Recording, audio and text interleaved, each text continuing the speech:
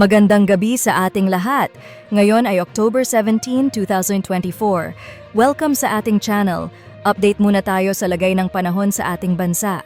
Bago tayo magsimula, huwag kalimutang mag-like, mag-share, at mag-subscribe sa ating channel.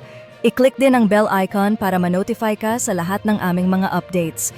Sa ngayon, ang Intertropical Convergence Zone or ITCZ ay nakakaapekto sa bahagi ng Mindanao.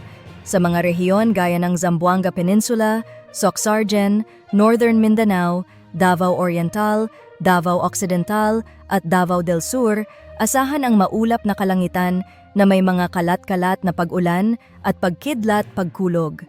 Maging handa sa posibleng malalakas na pag-ulan at mga panganib tulad ng pagbaha o pagguho ng lupa. Samantala, sa Visayas at Palawan, magiging bahagyang maulap hanggang sa maulap din ang kalangitan na may mga localized thunderstorms. Tandaan, maaaring magdulot ito ng flash floods, kaya't manatiling alerto. Sa Luzon naman, sa mga bahagi ng Cagayan Valley, Aurora, Quezon at Bicol Region, asahan din ang mga localized thunderstorms. Sa Metro Manila at iba pang bahagi ng Luzon, may posibilidad ng pag-ulan mula sa mga localized thunderstorms.